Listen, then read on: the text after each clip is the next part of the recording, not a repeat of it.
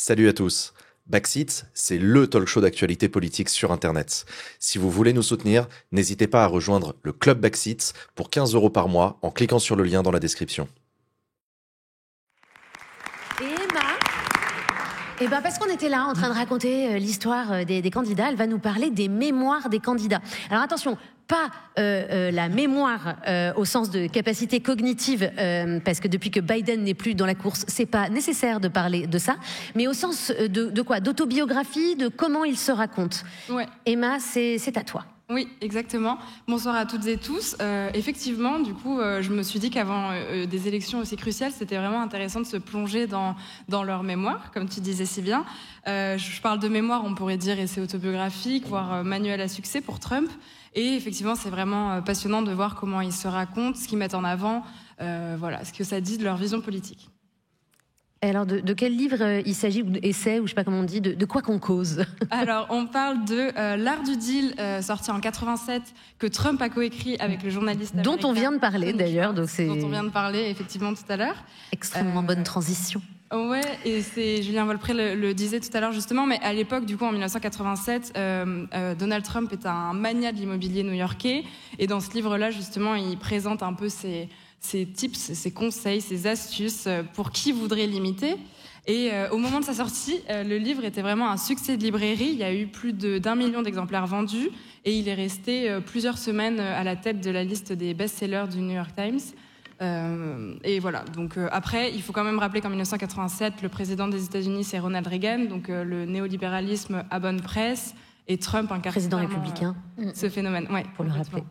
Et donc voilà, pour Kamala Harris, bon, j'ai le livre là, j'avoue que j'ai lu la version numérique du livre de Trump, mais on va parler donc de Nos Vérités, mon rêve américain, qui est une autobiographie beaucoup plus récente. Elle date de 2019, et en 2019, Kamala Harris, elle est sénatrice des États-Unis. Elle est fortement pressentie pour se présenter aux primaires du Parti démocrate pour les élections présidentielles de 2020.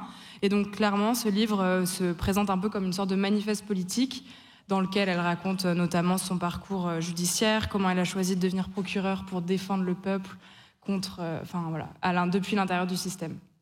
Ok, génial. Est-ce qu'il y a des choses du coup dans ces ouvrages qui t'ont particulièrement étonnée et que tu voudrais partager avec nous? Oui. Des petits trucs? Ouais. Il y a plusieurs choses qui m'ont étonnée. J'ai découvert beaucoup de choses, mais il y en a 3 vraiment qui m'ont surprise. La première, c'est, je sais pas si vous saviez, mais Donald Trump a fait un cocard à son prof de musique quand il était en primaire. Ok. On le savait pas, mais est-ce qu'on est surpris? Charmant, le mec. Non, on n'est pas surpris. J'ai pas entendu, il a fait un quoi? Un cocard. Il a frappé son prof de musique. D'accord. Il l'a défoncé. Il avait quel âge? À l'école primaire, je crois qu'il avait 8-9 ans, quelque chose comme ça. Et c'est surtout le motif de cet affront qui est rigolo, c'est qu'il l'explique en disant que le prof de musique n'y connaissait rien à la musique. Bah et donc oui. Donald Trump s'est énervé. Alors que Donald... Voilà. Alors après, ce qui est rigolo... C'est légit. Ouais, c'est ça. C'est assez surprenant, mais ce qui est drôle surtout, c'est la manière dont il le justifie. Il dit qu'il était évidemment pas fier de ce qu'il a fait, mais en ajoutant quand même que finalement, il a toujours été prêt à défendre ce qui comptait pour lui, défendre ses opinions. Donc des remords, mais aussi des excuses, quoi. Ouais, c'est ça. Et il explique, et ça, vous allez être rassurés, que maintenant, il pense avec son cerveau. Enfin, il se défend avec son cerveau et plus avec ses poings. Voilà. Donc, je sais pas si on peut être rassuré. Je sais pas si c'est mieux. Non. Dans son cas. Vous êtes rassurés, Ma vous? pauvre, ça devait être poussif de lire des trucs pareils. Oui, c'était une épreuve. Mais ça m'a fait rire. Qu'est-ce que t'as appris d'autre? Pour Kamala Harris, c'est moins rigolo que surprenant. Enfin, en tout cas, moi, j'ai découvert ça. Kamala Harris a été élue plusieurs fois à des postes différents. Et en 2010, elle a été élue procureure générale de Californie, et elle a dû attendre 3 semaines, en fait, pour avoir les résultats du scrutin. Parce que les résultats n'étaient pas tous comptabilisés, et en fait elle raconte comment le soir même le candidat qui était opposé à elle a annoncé trop tôt sa victoire, et donc ça a donné lieu à des situations un peu cocasses, et finalement 3 semaines plus tard elle a été mise au courant du fait qu'elle avait remporté. C'est un entraînement en fait, hein, c'est assez drôle de voir de lire ça maintenant. Et peut-être pour finir, une autre chose qui m'a un peu étonnée, c'est le fait que Kamala Harris, dans son essai, elle ne mentionne jamais Trump explicitement. Il est suggéré, parce que voilà, elle est déjà en poste, elle est déjà sénatrice quand Trump est à la Maison Blanche, mais elle parle du président de la nouvelle Maison Blanche, et jamais on lit le nom de Trump. Donc voilà. Et C'est un peu comme Voldemort. On sait pas Il faut pourquoi. Exactement. C'est ça, celui celui dont tu peux pas prononcer. qu'on ne peut pas nommer, c'est un peu ça. Mais fun fact, le père de Kamala Harris s'appelle Donald J. Harris. Donc peut-être que pour elle, de parler de Donald J, ça crée un truc, je sais pas, daddy issues, j'en sais rien. On en a plein de choses ce soir. Un peu trop deep là. Ouais, je sais pas, attends, il est 1h23, on peut faire de la psychologie de comptoir. Je pense que c'est totalement autorisé. On fait tout. Et Pardon. la mère de Donald Trump s'appelle Kamala. Non, je crois pas. Non. Elle s'appelle pas, Elisabeth, ça, c'est je crois. pas- Non, je pense pas.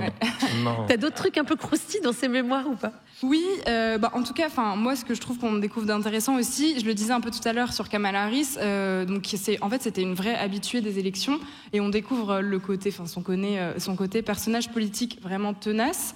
Et donc voilà, elle a gagné de nombreuses élections au poste de procureur de district de San Francisco, procureur général de Californie 2 fois, puisqu'elle a été réélue, élection pour devenir sénatrice. Et elle raconte aussi sa première élection qui était quand elle était étudiante en droit à l'université d'Howard à Washington. Et donc voilà, elle candidatait pour être représentante des étudiants en première année. Ensuite, pour le livre de Trump, ce que j'ai trouvé surprenant, en fait, il commence son livre par une présentation jour par jour de ses activités professionnelles. C'est un peu une semaine dans la peau de Trump.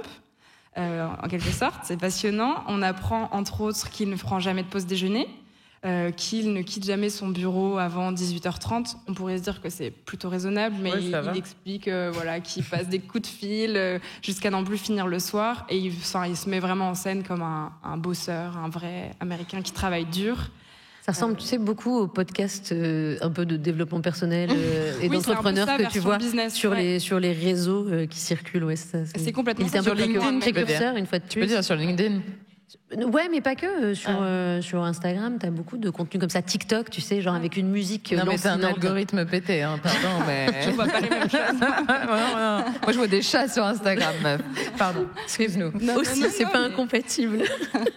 Pardon. Non, Des mais chats oui, non, mais entrepreneurs. Voilà, il met vraiment en scène, effectivement, ce personnage de travailleur qui a bossé dur pour arriver là où il en est.